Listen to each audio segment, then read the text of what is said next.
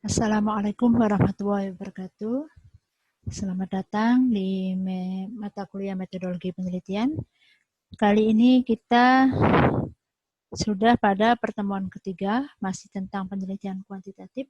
Sebelum sampai memasuki materi kita hari ini, saya persilakan untuk berdoa terlebih dahulu. Berdoa, mulai. Doa selesai. Baik.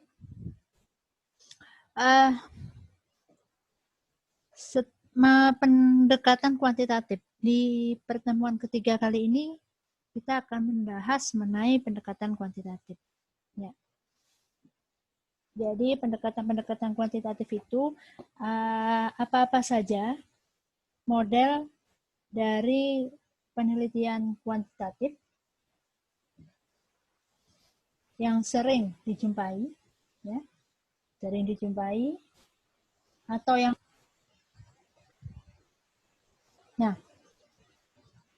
di sini saya berikan 7 jenis penelitian kuantitatif. Ada action research, eksploratif, deskriptif kuantitatif, pengembangan, eksperimen, kausal komparatif, dan korelasional.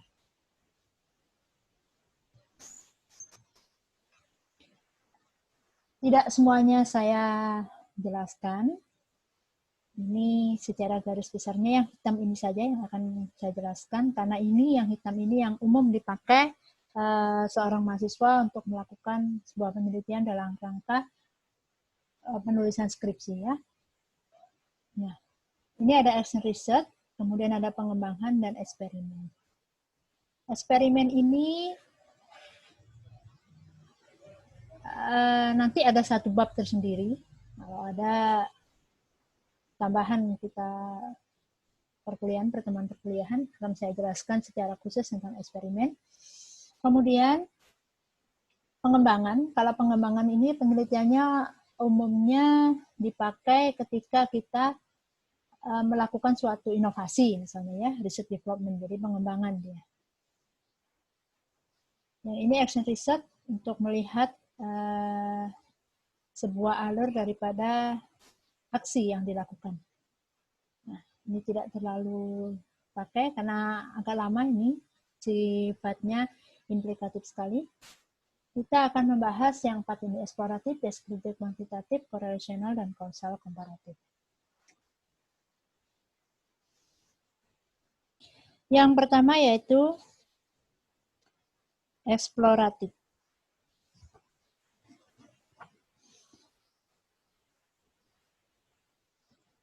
Eksploratif dari kata dasar explore, mencari, menggali. Nah, umumnya penelitian eksploratif ini merupakan studi penjajakan, terutama sekali dalam pemantapan konsep yang akan digunakan dalam ruang lingkup penelitian yang lebih luas dan dengan jangkauan konseptual yang lebih besar. Adapun tujuan-tujuannya, ini saya ambil dari Kerlinger 1976. Yang pertama yaitu menemukan variabel yang berarti dalam suatu lapangan. Yang kedua, menemukan hubungan antar variabel. Yang ketiga, meletakkan dasar kerja untuk penelitian selanjutnya. Ciri-cirinya penelitian eksploratif ini, yang pertama yaitu karena kita berbicara tentang explore, berarti menyelidiki atau memeriksa sesuatu. Jadi dalam penelitian eksploratif ini ingin menemukan sesuatu apa adanya, ya, tanpa dibuat-buat, sebagai langkah awal untuk mendeskripsikan suatu fenomena yang lebih jelas dan juga tuntas. Yang kedua, cirinya itu sifat sampelnya terbatas. Yang ketiga, sifatnya adalah penelitian pendahuluan untuk tujuan penelitian yang lebih luas, jadi lingkupnya kecil. Yang keempat, instrumen itu harus mampu mengungkapkan sebanyak mungkin informasi yang dibutuhkan. Yang kelima, apabila ada dalam bentuk pertanyaan, maka bentuknya bersifat terbuka, sehingga mampu menampung atau mendeteksi sebanyak mungkin informasi yang dibutuhkan. Yang keenam, sumber informasinya itu adalah primer dan sekunder. Ya. Nah, langkah penelitian eksploratif seperti ini. Yang pertama, penetapan bidang penyelidikan dan rumusan masalah. Jadi Anda menetapkan dulu, tetap. Kemudian rumuskan tujuan yang ingin dicapai. Tujuan apa? Yang ketiga, telaah studi kepustakaannya. Yang kelima, menyusun rancangan penelitian atau pendekatannya, yaitu diantaranya cara mengumpulkan data, alat pengumpulan datanya apa, sumber informasinya siapa, kemudian Anda juga harus mulai membuat atau melatih cara pengumpulan data. Selanjutnya, mengumpulkan data dan membuat laporan penelitian. Nah, di sini untuk satu contohnya Anda bisa cari di Google Scholar dengan judul Tax Amnesty dan Implementasinya. Ini merupakan bentuk dari penelitian eksploratif, ya. Bisa untuk dilihat gambaran bagaimana penelitian eksploratif. Yang kedua yaitu penelitian deskriptif. Jadi dalam penelitian deskriptif ini berbeda dengan penelitian eksploratif. Nah, sebelum sampai ke sana, pasti agak bingung antara biasanya deskriptif itu akan masuk di kualitatif. Tetapi ternyata di kuantitatif juga ada deskriptif. Dalam penelitian deskriptif kuantitatif ini mencoba memberikan gambaran keadaan masa sekarang secara mendalam. Ya. Oke. To describe systematically the fact and characteristic of given population or area of interest. Dari kalimat ini saja sudah menunjukkan untuk mendeskripsikan secara sistematik fakta dan karakteristik, ya, dari suatu populasi yang dianggap penting. Nah, ciri-cirinya memusatkan pemecahan masalah yang ada pada masa sekarang atau masalah kejadian yang aktual dan berarti. Saya berikan contoh ketika kita akan melakukan sebuah penelitian tentang harga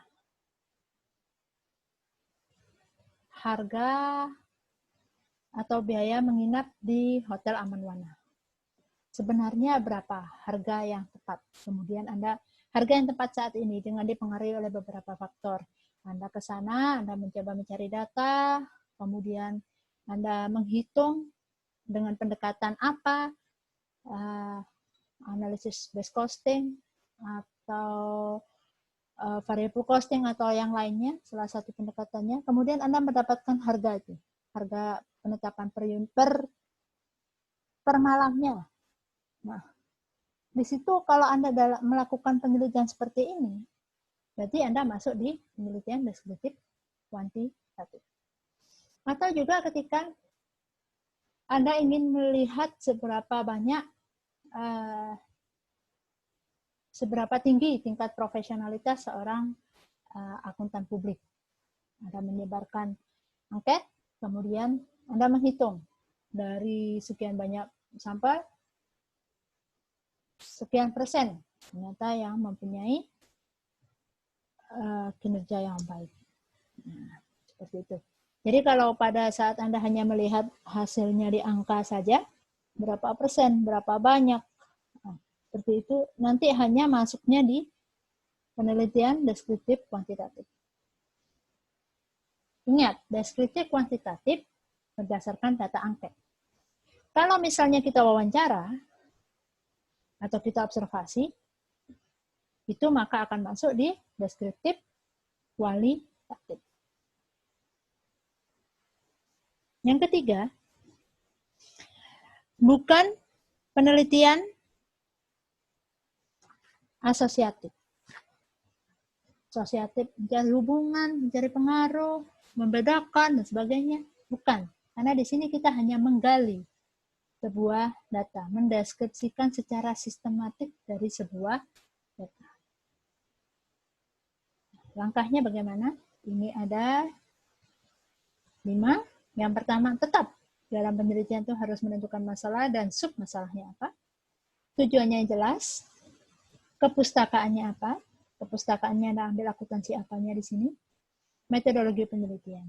Jadi, dalam metode ini, Anda sudah harus mencantumkan prosedur pengumpulan data,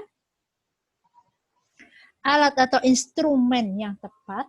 Instrumen ini, untuk saya jelaskan, instrumen dalam penelitian kuantitatif secara keseluruhan ini ya, tidak hanya dalam penelitian deskriptif. Instrumen itu, kalau kita ada masih ranah S1, kalau kita akan membuat, harus dilakukan uji coba berkali-kali, uji pilot. Jadi, saya sarankan tidak membuat, tetapi mengutip saja. Mengutip dari mana? Dari yang aslinya. Jangan misalnya, aslinya instrumen pengukuran kinerja dari Aisyah tahun 2003. Kemudian diadopsi oleh Nia tahun 2016. Anda mengambil dari Nia, jangan. Karena belum tentu yang dipilih oleh Nia ini, yang dipakai dalam penelitiannya, itu adalah instrumen yang sesungguhnya. Bisa jadi instrumen itu ada 30 pernyataan, setelah dilakukan uji coba dan dilakukan penelitian, yang dipakai oleh Nia hanya 20. Maka 10 pernyataan yang dapat menunjang dari kinerja, dia akan hilang. Ya. Jadi, saya rasa bisa jadi ketika nanti Anda memilih instrumen yang awal, yang 30, dia akan valid 15, disesuaikan dengan kondisi Anda. Atau jangan-jangan validnya 29. Nah, itu. Maka saya sarankan mengambil instrumen yang asli. Bagaimana ketika instrumen itu memakai bahasa Inggris? Nah, memakai bahasa Inggris tetap Anda harus cari, kemudian Anda coba menerjemahkan. Itu untuk menguji, mengambil instrumen atau alat yang tepat. Nah, kemudian populasi dan sampelnya, nanti ada materi yang akan saya jelaskan tentang populasi dan sampel. Pembakuan instrumen. Apa bedanya instrumen yang tepat dengan pembakuan? Kalau instrumen yang tepat ini tadi, dia mengambil yang aslinya, misalnya 30 pernyataan. Kemudian pembakuan instrumen ini berarti ada uji-uji yang dilewati, apakah dari instrumen 30 pernyataan itu sesuai dengan kondisi daripada objek penelitian Anda. Pada saat pembakuan instrumen ini, ternyata hanya sisa 17 yang valid dan reliable. Nah, Anda boleh menyatakan pembakuan instrumennya ini hanya 17 yang dipakai, walaupun instrumennya tepatnya 30. Kemudian latihan pengumpulan data dan mengumpulkan data. Analisis dan membuat laporan. Ya, ini saya berikan contoh. Analisis dengan menggunakan informasi akuntansi diferensial dalam pengambilan keputusan membeli atau membuat sendiri bakso pada bakso Pasuruan. Kalau dari judul ini saja, kita hanya dalam penelitian kuantitatif akan terlihat bahwa ini hanya akan mengambil keputusan membuat sendiri atau membeli. Jadi kan biasanya orang jualan bakso itu ada membeli bakso jadi, bakso yang apa namanya sudah digiling itu, atau sudah jadi tinggal memasukkan di dalam mangkok. Atau dia akan membuat bakso sendiri dengan menghitung. Jelas di sini nanti ini adalah penelitian deskriptif kuantitatif karena ada hitungan-hitungan yang mengambil atau menjawab suatu hipotesis daripada membeli atau membuat sendiri. Itu saja keputusannya. Tidak ada pengaruh faktor-faktor, bukan asosiatif. Ya, bisa dilihat nanti bagaimana penelitian deskriptif ini. Yang selanjutnya yaitu korelasional. Korelasional itu biasa disebut dengan association research atau riset asosiasi ya, riset asosiasi. Tipe penelitian yang melihat hubungan antara satu atau beberapa ubahan satu atau beberapa ubahan yang lain. Jadi ada variabel, setidaknya minimal 2 variabel, X dan Y, atau lebih, ya. Minimal ada 1 X dan 1 Y. Langkahnya bagaimana? Memilih rumusan masalah, studi literatur. Ini ada teori dan pendul, artinya ada teorinya, ada penelitian terdahulunya. Kalau di dalam akuntansi, kita mencari teorinya apa, dan penelitian terdahulunya yang mana saja. Penelitian terdahulu ini artinya yang terkait dengan penelitian Anda. Yang mirip, boleh. Yang sama juga boleh. Sebagai penelitian terdahulu. Variabelnya yang sama maksud saya. Ya. Kemudian, identifikasi ubahan yang relevan. Variabel-variabel apa saja yang sesuai dengan penelitian Anda. Misalnya dari penelitian terdahulu. Ada 5 variabel X. Karena dilakukan di tingkat atau level yang lebih besar. Kemudian, Anda mencoba melihat apakah ini sesuai apabila diterapkan di desa. Dari identifikasi tersebut, Anda bisa mengambil hanya 2 atau 3 variabel. Itu diperbolehkan, tetapi dengan alasan yang kuat. Atau justru Anda bisa menambah. Ya? Atau justru Anda bisa melihat variabel-variabel lain yang belum dicantumkan. Atau menemukan teori bahwa variabel tersebut memperkuat atau memperlemah atau menunjang dan sebagainya, ya. Yang selanjutnya yaitu menentukan sampel, instrumen, dan teknik analisis yang sesuai.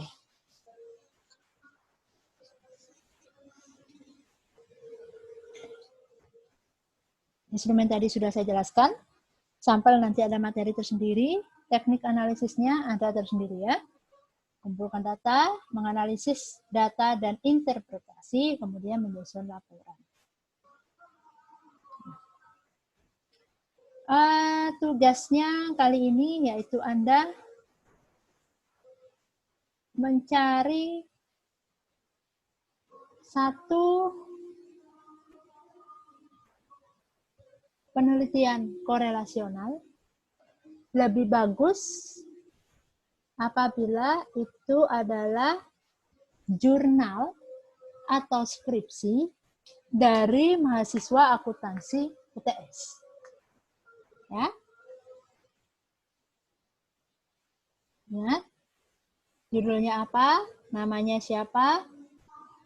Tahun berapa? Mencari satu nama skripsi atau jurnal untuk jenis penelitian korelasional. Yang berikutnya, kausal komparatif. Penelitian yang diarahkan untuk menyelidiki hubungan sebab akibat berdasarkan pengamatan terhadap akibat yang terjadi dan mencari faktor yang menjadi penyebab melalui data yang dikumpulkan.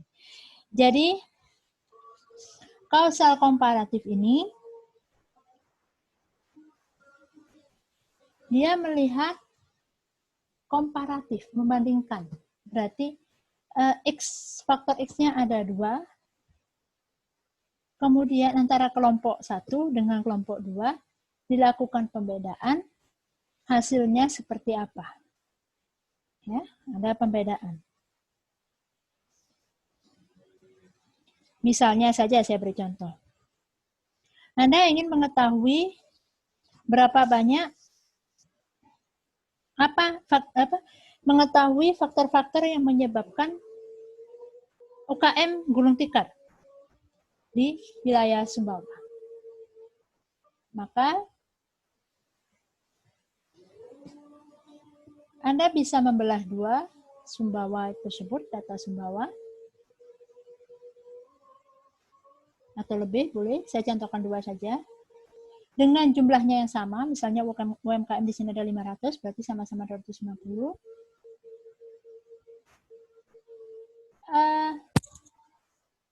Yang kelompok 250 pertama kita sebut kelompok A sebagai UMKM yang mengalami gulung tikar. Kemudian yang kelompok B 250 selanjutnya yang tidak gulung tikar.